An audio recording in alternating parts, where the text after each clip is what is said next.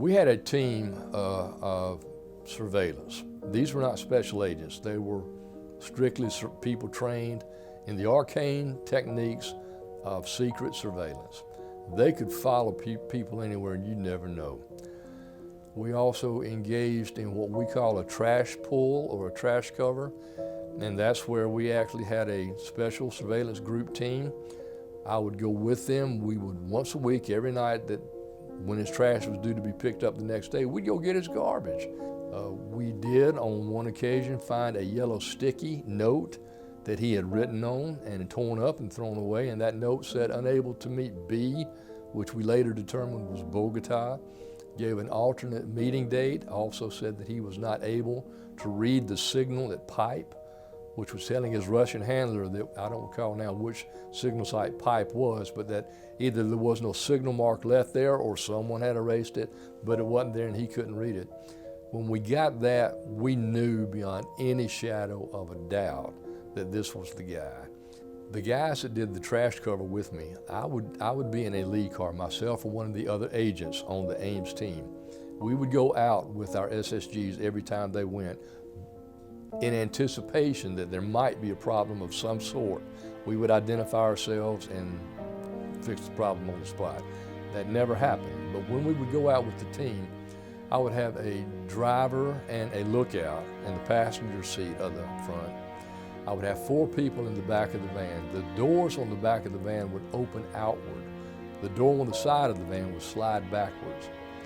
We had a trash can that was identical and from the same trash pickup service that Ames used. We had that trash can full of dummy trash in the back of the van. When I would give the team the go-ahead signal, they would pull up in front of Rick's house.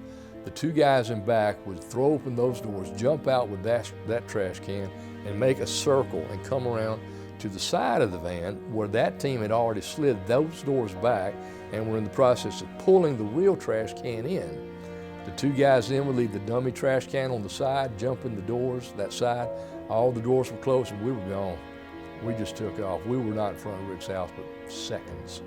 We then went back to this off-site where we would go through the trash. Everything that we thought would be evidentiary in nature, we seized and we wrote it up, put it in the appropriate envelopes with the appropriate records attached as to the date, time, place seized, etc. And then we would take the rest of the trash back to Rick's house. Now when we took it out, as I said, we layered it. When we then put the trash back in the trash can, we would look at the photographs we had taken of each layer of trash. So we would put the trash back into the trash can as nearly as we had taken it out, just to mitigate even the minimal possibility that Rick might walk out the next morning and throw away a Coke can or something in his trash can, get in his car and intuitively think, there should have been a pack of Marlboros on top of the newspaper. There wasn't. Somebody's going through my trash. So we did everything we could to mitigate that probability, and he was never aware at all.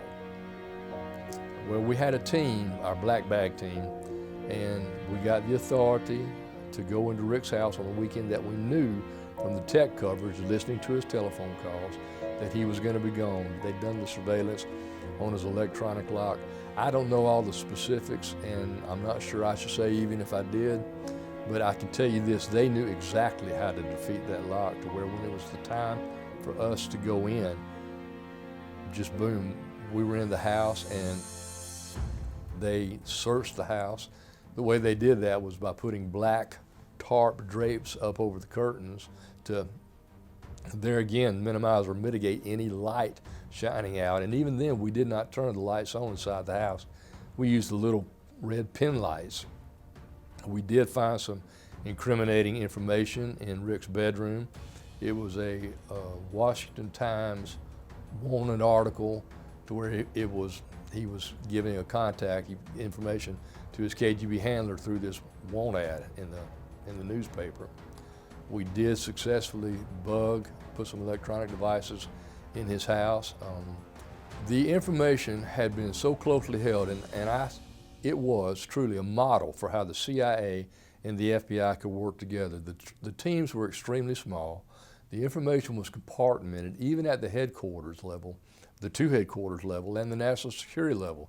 The information was on a need-to-know basis, and it was not widely disseminated.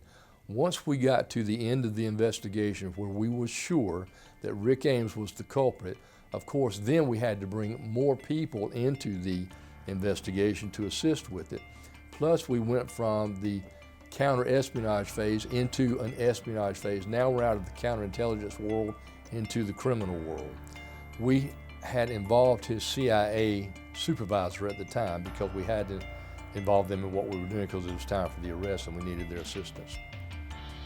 We had asked them to call Rick into work on President's Day, February 24th, whatever, 1994, whatever the day was, under the fact that they needed a report done for the White House and Rick was the only one who could do it correctly. We knew that would appeal to his ego. It did. He went to work that day. When he came around the corner of his house, we had another house across the street that we had rented, that we had cameras in monitoring Rick's comings and goings. We knew when he left the house. They called him out. We were at a stop sign where Rick had to turn either left or right, and there were two cars in front of him, both of them FBI cars. He didn't know that, of course. Then a third car pulled up behind him at the stop sign. It was also an FBI car. At that point, he's boxed in. We get out, jump out of our car, run, pull Rick out of his car, put his hands down on the top of his car, pat him down quickly for guns, tell him he's under arrest for espionage. I put the handcuffs on him. We get him in our lead car, and then one of our agents jumped in Rick's Jaguar to drive it off, and then we all got out of the area. We just, boom, told him he was under arrest, handcuffed him, vacated the area immediately. We then, based on what our behavioral sciences people had told us, sent the second arrest team into his residence to take his wife into custody. We had been told to make sure our radios were turned up and that Rick heard that there was an FBI team in his house while he was under arrest in the back of an FBI car. This second team had also arrested his wife, and they were now in the process of going through everything in his house doing a search. When he heard that, the life just went out of him, and he slumped down in the back seat of the car. Our behavioral sciences unit, those guys are, you know, they are agents and analysts, and they've got the 10,000-pound brains. I mean, these guys just love to think and put stuff together. And they're saying, do this, and this is going to be the end result.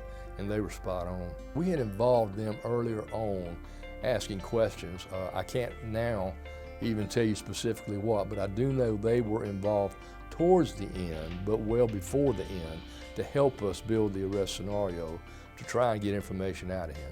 But he'd gone to Bogota on several occasions, but one where we did surveil him down here, we had pictures of him meeting with his Russian handler, and all these were blown up and hanging on the wall, so when he walked in, that's what he saw. He walked in, he saw everything, and he just, I'm not saying he went into a state of shock, but he just almost went numb right in front of us, and he sat down in a chair, just started looking around the room, and finally got up and walked towards one of the pictures. One of the agents with us pushed him back down in his chair and told him not to get up again, just to sit there. A short time later, his wife was brought in, and the behavioral science people again, they said, bring her through the room where he is while she is in handcuffs and take her to another room. We did that. She came in, she was in tears, she saw him, she started screaming, Rick, Rick. We immediately sequestered her into another room, and we Mirandized both of them and began to ask them questions. We had, among other things, we had a file cabinet in the room that had his name on every drawer.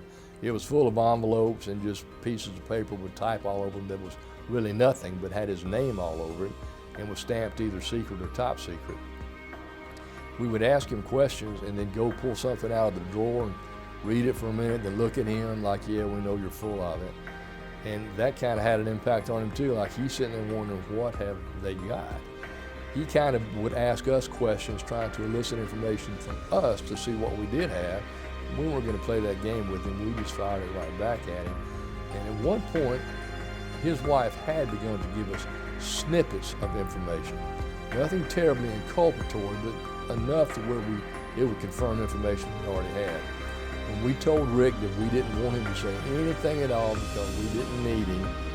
We told him that his wife was already giving us the information we needed, and all he needed to do was sit there. He just came almost apart at that point and said, well, wait a minute. Then he wanted to tell us his side of the story. Now, he had already been Mirandized, but the assistant U.S. attorney wanted him Mirandized again, as I recall. And we did, and he decided he didn't want to say anything at that point.